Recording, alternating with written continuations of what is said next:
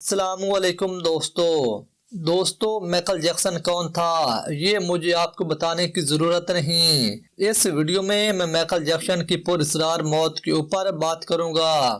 دنیا کے مشہور ترین اور کنگ آف پاپ کہلانے والے مائیکل جیکسن کی موت 25 جون 2009 کو ہوئی تھی۔ موت کی وجہ پروپوفل نامی ایک انجیکشن تھی۔ مائیکل جیکسن کے ڈاکٹر کانرڈ مرے کا کہنا تھا کہ وہ پچھلے 2 ماہ یعنی 60 دن سے مائیکل جیکسن کو مسلسل پروپوفل نامی انجیکشن لگا رہا تھا کیونکہ مائیکل جیکسن کو نیند نہ آنے کا مسئلہ تھا۔ اسی انجیکشن کی اوور ڈوز کی وجہ سے مائیکل جیکسن کی 50 سال کی عمر میں موت واقع ہو گئی۔ ڈاکٹر کانرڈ مرے کو گرفتار کر لیا گیا اور اس کو 4 سال قید کی سزا ہوئی، لیکن یہ صرف 2 سال ہی جیل میں گزار کر باہر آ گیا۔ یہ کہانی اتنی سمپل نہیں۔ اس بات میں کوئی شک نہیں کہ مائیکل جیکسن کے مرنے سے پہلے اس کی جان کو کسی سے خطرہ تھا۔ مائیکل جیکسن کو لگتا تھا کہ اس کو قتل کر دیا جائے گا۔ اس کے علاوہ حیران کن طور پر اپنی موت سے کچھ دن پہلے مائیکل جیکسن نے اپنے ایک انتہائی قریبی دوست کو 13 خط دیے تھے جس میں یہ بات واضح طور پر لکھی ہوئی تھی کہ اسے جلد ہی قتل کر دیا جائے گا۔ دوستو یہ بات بہت کم لوگ جانتے ہیں کہ مائیکل جیکسن ایک بزنس مین بھی تھا اور یہی اس کی زندگی کا سب سے بڑا مسئلہ بن گیا تھا۔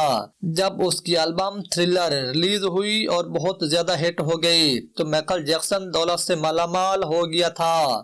اس نے سوچا کہ ان پیسوں کو کہیں انویسٹ کرنا چاہیے۔ یہ دوسرے آرٹسٹ لوگوں کی طرح اپنی عمر کا آخری حصہ غربت میں نہیں گزارنا چاہتا تھا۔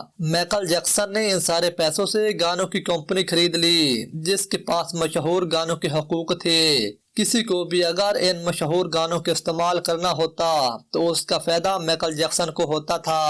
اس کے علاوہ مائیکل جیکسن نے خریدے ہوئے میوزک کیٹالاگ سے کئی اچھے کام کرنا شروع کر دیے جو یورپین انڈسٹری کو کنٹرول کرنے والی طاقت کو پسند نہیں آئے۔ یہ وہ طاقت تھی جو تمام آرٹسٹ لوگوں کو اپنے کنٹرول میں رکھتی ہے اور اس طاقت کو مائیکل جیکسن اپنے کنٹرول سے نکلتا ہوا دکھائی دے رہا تھا۔ مائیکل جیکسن کے لیے سب کچھ ٹھیک چل رہا تھا۔ پھر 1995 میں سونی میوزک نامی کمپنی نے مائیکل جیکسن سے رابطہ کیا اور اپنی کمپنی کو مائیکل جیکسن کی کمپنی سے ملانے کی آفر کی جو کہ اس نے قبول کر لی۔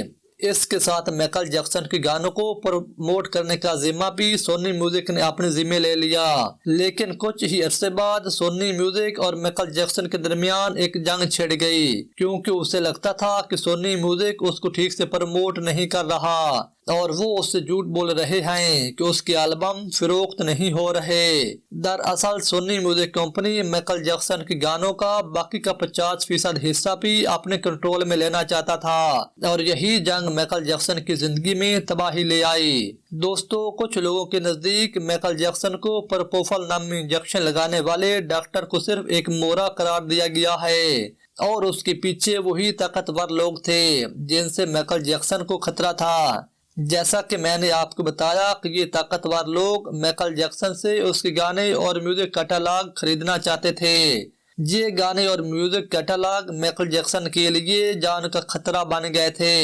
مائیکل جیکسن کی بہن کا خطرہ ہے کہ وہ اکثر مجھ سے کہا کرتا تھا کہ مجھے میرے انہی گانوں کی وجہ سے قتل کر دیا جائے گا۔ مائیکل جیکسن کی موت کے فوراً بعد مختلف طاقتور لوگ اسی میوزک کیٹالاگ کو خریدنے کی باتیں کرنے لگ گئے تھے۔ ان طاقتور لوگوں کے لیے مرا ہوا مائیکل جیکسن زندہ مائیکل جیکسن سے کہیں زیادہ قیمتی تھا کیونکہ وہ اپنے خریدے ہوئے گانوں کو بیچنا نہیں چاہتا تھا۔ مائیکل جیکسن کا قیمتی میوزک کیٹالاگ اس کے مرنے کے بعد اس کی اسٹیٹ کو چلا گیا جو کہ اس کی ماں اور بچوں کا حصہ تھا۔ حیرت انگیز طور پر مائیکل جیکسن جس سونی میوزک کمپنی سے شدید نفرت کرتا تھا اس کے مرنے کے صرف 9 مہینے کے بعد سونی میوزک کو ہی چلا گیا۔